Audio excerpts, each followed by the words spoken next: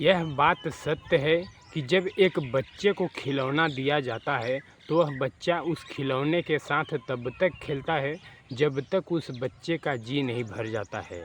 जी भर जाने के बाद वह बच्चा उस खिलौने को तोड़ करके फेंक दिया जाता है।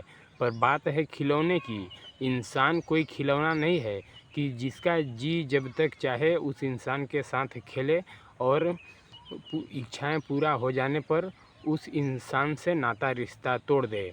ऐसा यदि करे तो समझ लीजिए कि उसका बर्बादी का समय आ गया है। आज की कहानी में सेम कुछ ऐसा ही हुआ, जिसके वजह से एक व्यक्ति इस दुनिया को छोड़ करके हमेशा के लिए चला जाता है। जब इसके बारे में लोगों को असलियत पता चला तो हर कोई सुन करके इस बात को हैरान हो गया। नमस्कार, मैं संतोष कुमार। आप लोगों का संतोष क्राइम सफ़र में सभी का स्वागत है। दोस्तों, आज मैं सच्ची घटना जो बताने जा रहा हूँ ये है मध्य प्रदेश का। मध्य प्रदेश के अंतर्गत एक ज़िला पड़ता है सागर। उसी सागर ज़िले में एक थाना पड़ता है बहरोल। बहरोल थाने के अंतर्गत एक गांव पड़ता है पिडरुआ। मैं बात कर रहा हूँ 12 जनवरी 2024 का। सुबह का समय होता है। लोग जब बाहर निकलते हैं तो देखते हैं कि गांव के ही एक तालाब में एक व्यक्ति का डेड बॉडी पड़ा हुआ है और डेड बॉडी देख करके लोग पुलिस को तुरंत सूचना देते हैं, जो गांव की पुलिस लोकल होती है, और पुलिस अपने टीम के साथ वहां पर आती है और आकर के उस पोखरे से डेड बॉडी को बाहर निकालती है और गांव के लोगों द्वारा उसका पहचान किया जाता है। तो सभी गांव के लोग उस डेड बॉडी को पहचान जाते हैं और फिर पुलिस उस डेड बॉडी को पोस्टमार्टम के लिए भेज देती है और लोग पहचान जाते हैं। दरअसल वो मरने वाला व्यक्ति तुलसी राम प्रजापति होता है। पुलिस जब डेड बॉडी को पोस्टमार्टम के लिए भेज देती है तो गांव के लोगों को पुलिस इकट्ठा करके उस तुलसी राम के बारे में जानने की कोशिश करती है पुलिस कि आखिर तुलसी राम कैसा आदमी था, उसका गांव में कैसा व्यवहार था, किसी से लड़ाई झगड़ा दुश्मनी तो नहीं था। तो गांव के लोगों का एक ही जवाब आता है कि वो लड़ाई झगड़ा करने वाला व्यक्ति तो नहीं था, पर इसी गांव में रहने वाली एक सविता नाम की महिला से उसका प्रेम प्रसंग चल रहा है 2-3 साल से। तो पुलिस तुरंत उस सविता को पकड़ती है और सविता का पति होता है जिसका नाम पुन्नू लाल होता है। उस पुन्नू लाल को भी पुलिस पकड़ती है और पुन्नू लाल से पूछताछ करती है। पुन्नू लाल और सविता को जब पुलिस बैठा करके पूछने लगी तो पुन्नू लाल ये बताता है कि हमारे पत्नी का तुलसी राम से प्रेम प्रसंग अफेयर कई सालों से चल रहा था, पर पुन्नू लाल ये कहता है कि हमने मारा नहीं है तुलसी राम को, बल्कि हम लोगों का पति पत्नी का बीच बाच में इस बात को लेकर के झगड़ा हो जाया करता था कि तुम तुलसी राम से क्यों मिलती हो। इसके बारे में इस बात को लेकर के हम दोनों का झगड़ा हो जाता था, पर तुलसी राम को हम नहीं मारे हैं। और पुलिस भी मजबूर हो जाती है। तुलसी राम को मारने का पुन्नू लाल से कोई सबूत नहीं मिलता है, तो पुलिस भी पुन्नू लाल और सविता को छोड़ देती है मजबूरन। फिर पुलिस उस कातिल को पता करने के लिए उस महिला यानी कि सविता का मोबाइल लेकर के कॉल डिटेल्स निकलवाती है। कॉल डिटेल्स में ये पता चलता है कि तुलसी राम आखिरी बार सविता से ही बातचीत किया है। इसके कॉल डिटेल को चेक करने के बाद पुलिस तुरंत सविता को अपने कस्टडी में ले लेती है और उससे कड़ी पूछताछ करने लगती है। सविता भी पुलिस वालों से कहती है कि सर, हमने तुलसी राम की हत्या नहीं की है। तब तक इधर पुलिस वाले सविता के फ़ोन का लोकेशन भी निकाल चुके थे। लोकेशन से ये पता चलता है कि सविता 8 तारीख को अपने मायके गई थी और ठीक 3 दिन बाद वो वापस आ गई थी। तो पुलिस ने पूछा कि तुम 3 दिन बाद ही वापस क्यों आ गई थी, तुम सच सच बताओ बात क्या है। तो सविता के बयान को सुन करके पुलिस का शक सविता के ही ऊपर चला जाता है कि आखिरकार इन्होंने ही मारा होगा इसको, या तो इसके पति ने मारा होगा।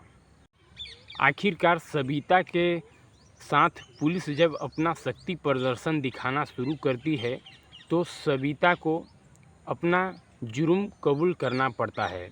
जब सविता अपना ये बात बताती है तो लोगों को सुन करके यकीन नहीं होता है कि कोई महिला भी ऐसा कर सकती है। आखिरकार इस कहानी की शुरुआत होती है मर्डर से ठीक 4 साल बाद से, जब पुन्नूलाल सविता से शादी करके सविता को लेकर के अपने घर आता है। सविता साई खेड़ा की रहने वाली होती है, देखने में काफ़ी सुंदर और खूबसूरत होती है। पुन्नूलाल काफ़ी गरीब परिवार से होता है और वह अपना किसी प्रकार से गुजर बसर करता है। फिर वो गांव में एक व्यक्ति का 10 कट्ठा ज़मीन लेता है अधिया कमाने के लिए और वो उसी ज़मीन में झोपड़ी डाल करके अपना रहता है और खेती बाड़ी करता है। और उसी पुन्नूलाल के बगल में रहने वाला ये तुलसीराम होता है, ये काफ़ी अमीर होता है और ये भी खेती बाड़ी का ही काम करता है। इधर 1-2 साल बाद तुलसीराम भी उड़ीसा की रहने वाली एक लड़की से शादी करता है और ये शादी तुलसीराम की ज़्यादा दिन तक नहीं चलती है। आखिरकार एक दिन का समय ऐसा आता है कि तुलसीराम की बीवी तुलसीराम को छोड़ करके हमेशा के लिए चली जाती है और वो फिर कभी नहीं आती है। फिर से तुलसीराम खेती बाड़ी की जानकारी लेने के लिए पुन्नूलाल के घर चला जाता था और पड़ोस में ही रहता था, तो आना जाना भी उसका लगा रहता था। इधर पुन्नूलाल की पत्नी सविता देखने में काफ़ी सुंदर होती है, तो तुलसीराम जब सविता को देखता था तो उसका नज़र कुछ गलत जगहों पर जाता था और उसके मन में गलत विचार आने लगते थे सविता को देखकर, क्योंकि उसकी पत्नी होती नहीं घर पे, तुलसीराम की छोड़ के चली जाती है, कभी लौट के आती नहीं है, इसलिए बीवी नहीं होती है उसके घर पर, तो वो सविता के ऊपर ही गलत नियत रखता था। तुलसीराम सविता के घर पर जब जाता था तो आखिरकार बातों बातों में कुछ ऐसा कह देता था जिससे सविता को उसकी बात समझने में देर नहीं लगती थी कि आखिर ये चाह क्या रहा है। फिर एक दिन का ऐसा समय आता है कि तुलसीराम जो चाहता था वो अपने दिल की बात सविता से कह ही देता है और सविता भी मन ही मन तुलसीराम को पसंद करना शुरू कर देती है। तुलसीराम और सविता का प्यार परवान चढ़ता जाता था। आखिरकार ये दोनों चोरी छुपके मिलते जुलते और रिलेशन संबंध भी बनाना शुरू कर देते हैं और किसी को कुछ दिन तक कोई पता नहीं चला। आखिरकार ये बात गांव में धीरे धीरे फैलने लगती है कि तुलसीराम का इस सविता से प्रेम प्रसंग चल रहा है। ये गांव में बात हल्ला होती है और कुछ दिन में ये बात पुन्नूलाल को भी पता चल जाता है। तो पुन्नूलाल अपने पत्नी से सविता से पूछता है कि हम कुछ गलत सलत सुन रहे हैं, तो क्या ये बात सत्य है, तुम्हारा तुलसीराम से प्रेम प्रसंग चक्कर चल रहा है या नहीं। तो सविता साफ साफ मना कर देती है कि लोग हमको और आपको लड़ाने के लिए ऐसी बात कर रहे हैं, जुझाने के लिए, बदनाम करने के लिए। मेरा तुलसीराम से कोई चक्कर, कोई संबंध नहीं है। तो आखिरकार पुन्नूलाल अपने पत्नी सविता को रंगे हाथ पकड़ने के लिए एक दिन सविता से कहता है कि मैं बाज़ार में जा रहा हूँ कुछ खरीदारी करने के लिए। और वो 10 बजे चला जाता है और जितना टाइम लौट के आने के लिए बोल के गया होता है उससे पहले वो आ जाता है।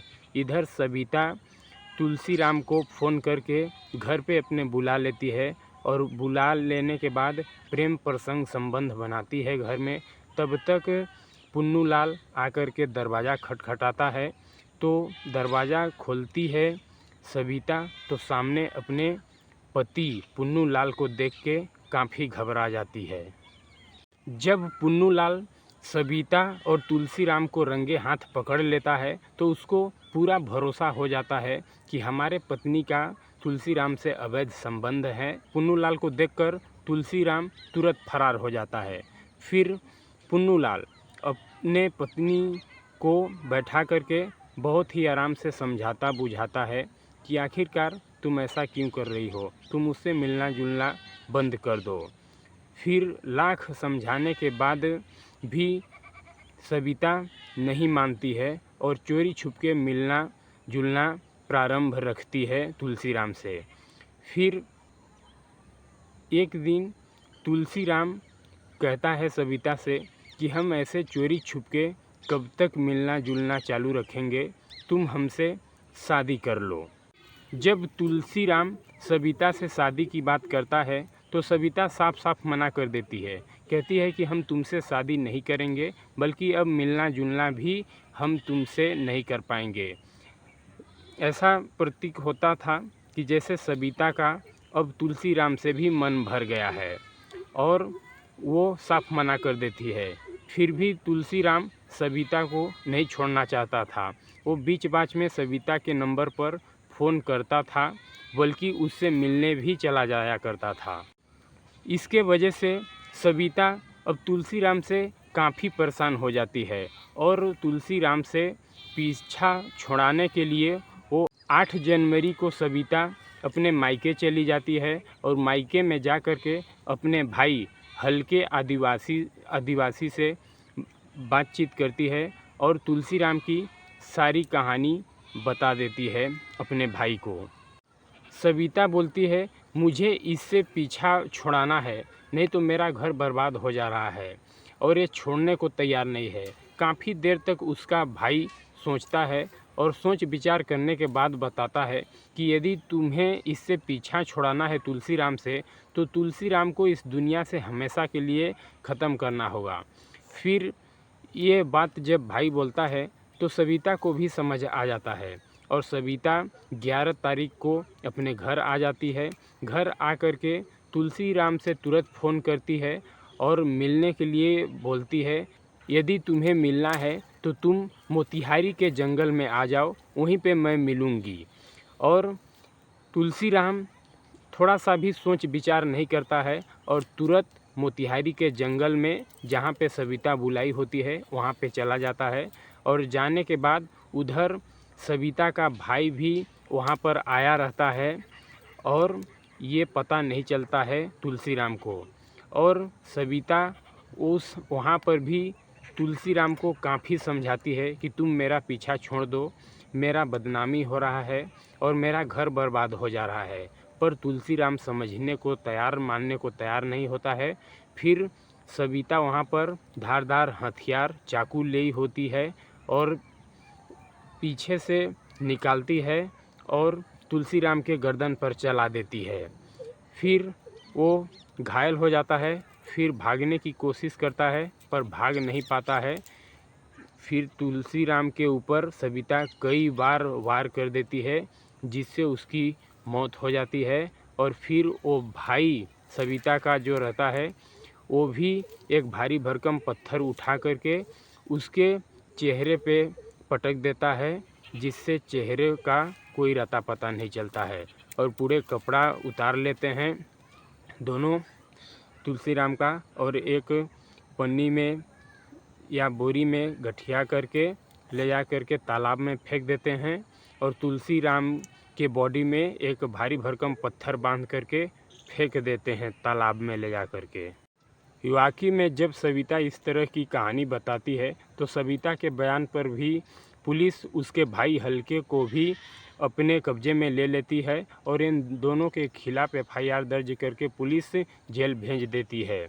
ये कहानी सुनाने का उद्देश्य मेरा किसी को ठेस पहुंचाना, परेशान करना नहीं है, बल्कि आप लोगों को जागरूक करना है कि इस तरह की घटनाएं समाज में घट रही हैं, जिससे आप लोग सावधान रहें। यदि हमारी कहानी अच्छी लगी हो तो हमारे चैनल को सब्सक्राइब कर लें और वीडियो को लाइक शेयर कर दें। जय हिंद, जय भारत दोस्तों।